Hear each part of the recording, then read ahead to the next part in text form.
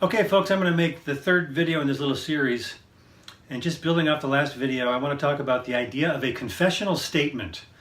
A lot of times people hear, like I'll occasionally mention that I'm a confessional Lutheran as a way of describing that I'm a traditional Lutheran. I'm not a modern Lutheran, which honestly, a modern Lutheran isn't a Lutheran or even a Christian in many cases. In terms of what does it mean to historically be called a Christian, or what does it mean to historically be called a Lutheran? I know it sounds insulting when I say that, but it's the same thing with Presbyterians, with Anglicans, with Episcopalians, even with Baptist and with Methodist.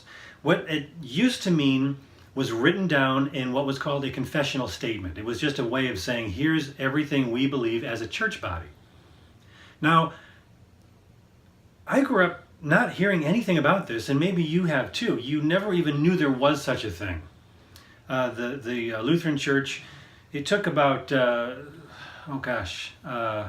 starting in the 1820s, it didn't end with a book of confessional beliefs until the Book of Concord in 1580. So we're talking about 50, 60, 70 years of more than one generation and more than one person for sure, carefully saying what is it that we believe and what is it that we don't believe. That's just a confessional statement. It's a really good thing. I didn't used to think this at all. I used to think, oh, that's for fuddy-duddies, that's for old people, or that's just a bunch of head knowledge. Well, when we, as a non-denominational, non-confessional body of evangelical Bible believers in America, look at the landscape, we see a lot of chaos. We see pastors who are disqualified to be pastors, who are creating more problems than they solve. And it's not because these are terrible, bad people. I want to make that clear. But they have been told a bunch of things like, you don't need to be trained very much. You just have to have a heart. You just have to have a vision. You just have to have a feeling, or you just have to believe that God has told you that you're supposed to go do this thing, and you're going to now plant a church with very little knowledge and very little theological training. And that seems to work for a short while, and if we're going to be honest about it, what usually happens is that the people that go to those churches in many cases are not new believers. They're people who have jumped from one church to another. This is statistically something that can be shown and proven. I don't have the statistics in front of me. But the idea of church planting in and of itself is a great idea. I would love to see more solid churches being started. But what if you have to, and this is what the belief is, if you don't have a new church every 10 years, you start to dwindle. Things kind of die down after 10 years.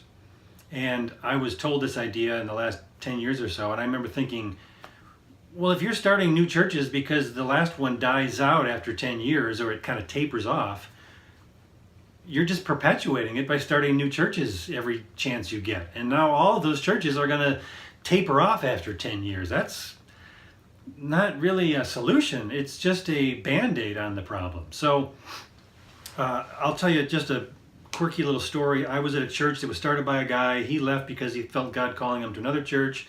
It temporarily was in a kind of state of limbo with some people stepping in to fill that slot until they could find somebody new. They found a new guy who stepped in who was quite a bit different than the previous guy. And after he was there, he said, well, we need to have a statement of belief. So we're going to spend some time, he and a couple other guys were going to write down their statement of beliefs. Now, this was a church that was 3 years old, 4 years old maybe. And they were now going to write down what it was they believed. And even at the time, I wasn't that knowledgeable about this stuff, but I remember thinking, that's backwards. You should decide what it is you believe first, and then you start the church. Better yet, maybe find a church that already believes those things. Better yet, maybe find a synod or a denomination that already believes those things and already has a structure in place that you can tap into. And you can learn from people who have already done these things for hundreds of years maybe. That's what we do as confessional Lutherans, and other confessional churches do that as well. We're not the only ones.